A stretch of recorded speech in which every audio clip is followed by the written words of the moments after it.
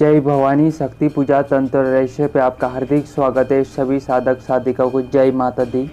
आज हम आपके लिए जानकारी लेके आए हमारे धर्म ग्रंथों के अनुसार जो श्राद्धों का वर्णन अलग अलग ग्रंथों के हिसाब से अलग अलग तरीके से बताया है। कौन से ग्रंथों में कितने प्रकार से वर्णन किया है श्राद्धों का, इसकी जानकारी बताएंगे। दैनिक जीवन में ऐसी किसकी सेवा करना चाहिए कि आपका पितरों का आशीष आप पे सदा ही बना रहे। अलग अलग दिन के हिसाब से जो श्राद्ध करते हैं उसका उस दिन के हिसाब से क्या फल की प्राप्ति होती है। जो तिथि के हिसाब से श्राद्ध किया जाता है, अलग अलग तिथियों के अनुसार क्या फल मिलता है, किस फल की प्राप्ति होती है। सभी लोगों को नित्य और नैमित्तिक श्राद्ध जरूर करना चाहिए।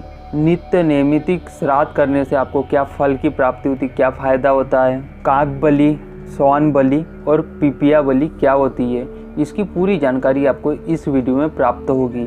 अगर दर्शकों आप हमारे चैनल पे पहली बार आए हो, हमारे वीडियो को पहली बार वॉच कर रहे हो, तो ऐसी ही रहस्यमयी जानकारी प्राप्त करने के लिए, व्रत त्योहारों की जानकारी के लिए, सनातन धर्म से जुड़ी हुई संपूर्ण जानकारी प्राप्त करने के लिए आप हमारे चैनल को सब्सक्राइब कर सकते हो। बेल आइकन को प्रेस कीजिए ताकि ऐसी रहस्यमय वीडियो की नोटिफिकेशन आपको समय समय पर प्राप्त हो सके। वीडियो पसंद आती तो लाइक कीजिए, शेयर कीजिए।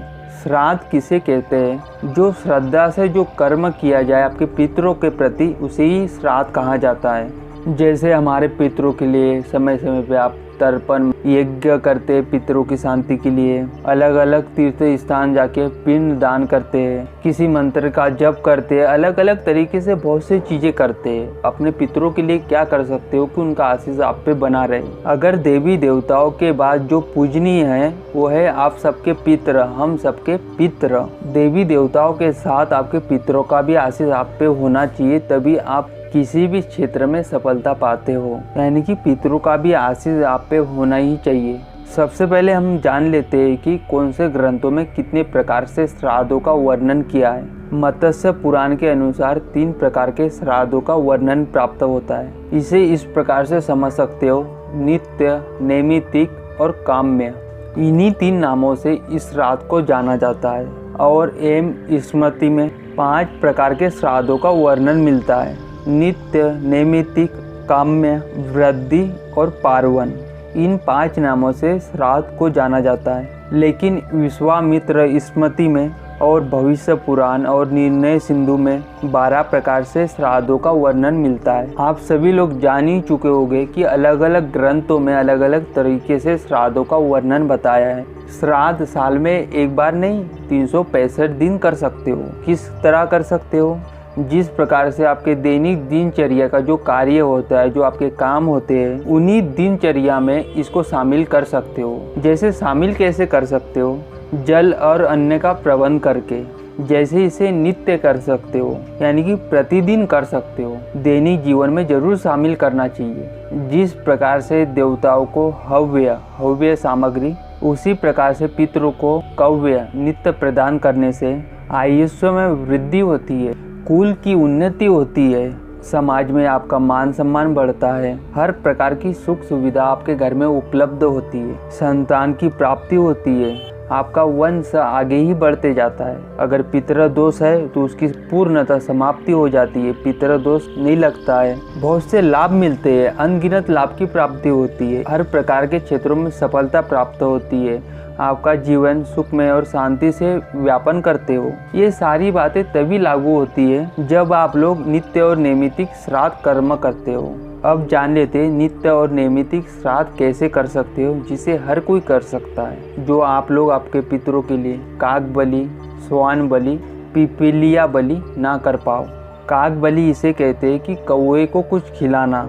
जैसे आपके घर में जो भी भोजन बनता है, आपके छत पे, आपके बालकनी में आप डाल के आ सकते हो, पार्क में डाल के आ सकते हो। श्वान बलि का मतलब होता है कि कुत्ते की सेवा करना, यानी कि कुत्ते को कुछ भी खिलाना। जो भी आपके घर में रोटी भोजन बनता है या कुछ भी खिला सकते हो प्रतिदिन, उसे ही श्वान बलि कहा जाता है। और पिपीलिया बलि इसे कहते हैं चींटियों को कुछ खिलाना। जैसे चींटियाँ कहीं भी आपको दिखाई देती है तो आपके घर में जो आटा होता है, मिश्री होती है, जो खोबरे का बुरादा होता है या भुना वाला आटा शक्कर डाल के आप खिला सकते हो। हर अमावस्या को खीर बना के भी चींटियों को खिलाने से आपके पितर अत्यंत प्रसन्न हो जाते हैं। इसी को कहा जाता है कि 365 दिन आप लोग श्राद्ध कर सकते हो, आपके पितरों का आशीर्वाद प्राप्त कर सकते हो। इसी को कहा जाता है कि नित्य और नैमित्तिक श्राद्ध कर्म करना।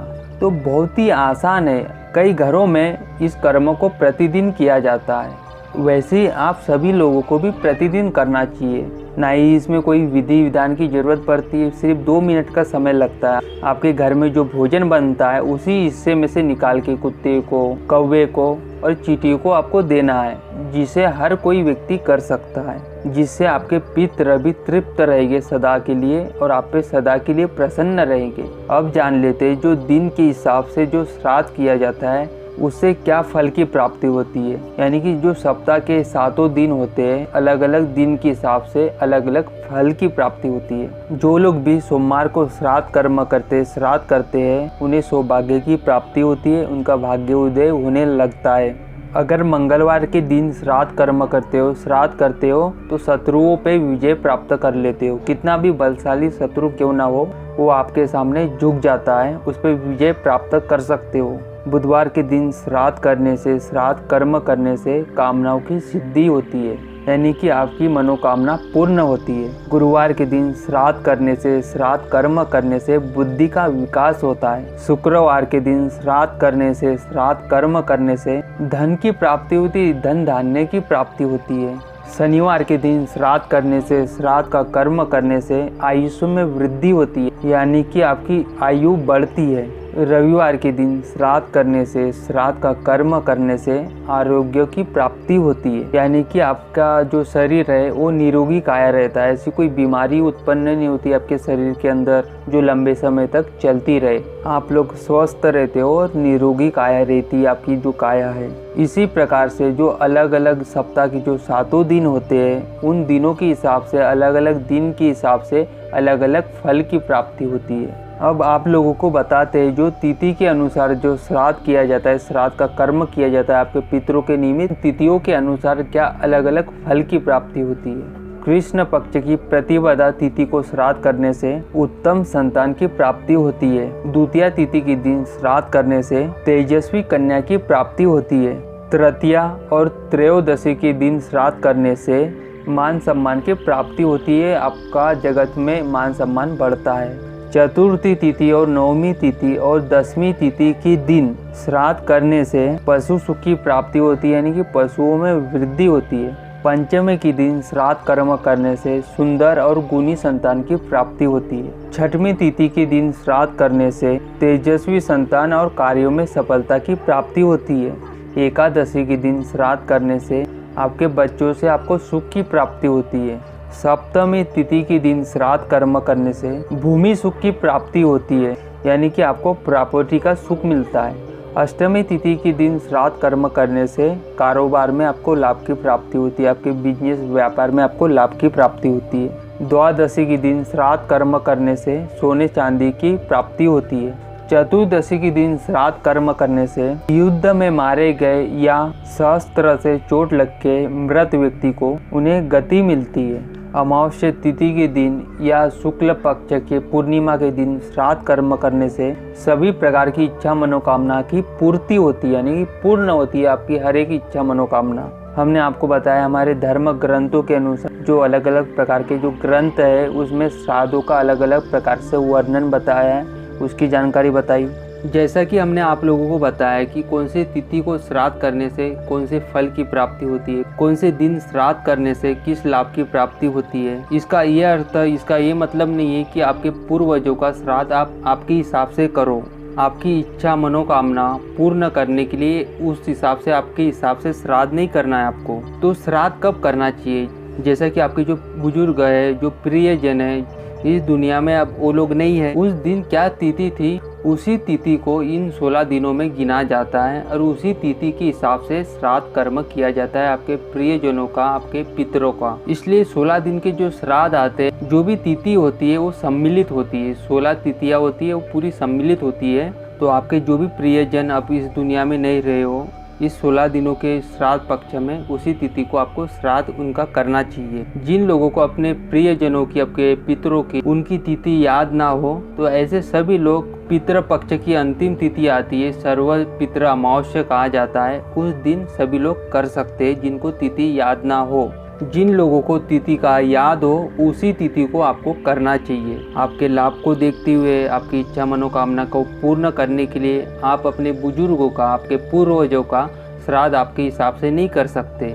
इस बात का याद रखिए, कब श्राद्ध करना चाहिए, कौन से दिन करते हो तो किस लाभ की प्राप्ति होती है, तिथि के अनुसार क्यों करना चाहिए। अगर जिन लोगों को तिथि याद ना हो, सर्व पितृ अमावस्या को कर सकते हैं। इसकी संपूर्ण जानकारी आपको इस वीडियो में प्राप्त हो गई है। इस वीडियो को ज़्यादा से ज़्यादा शेयर कीजिए कि और लोगों को ये जानकारी प्राप्त हो। हमारी ये वीडियो, ये जानकारी पसंद आती है तो इसे लाइक कीजिए, शेयर कीजिए। जय माता दी, जय भवानी।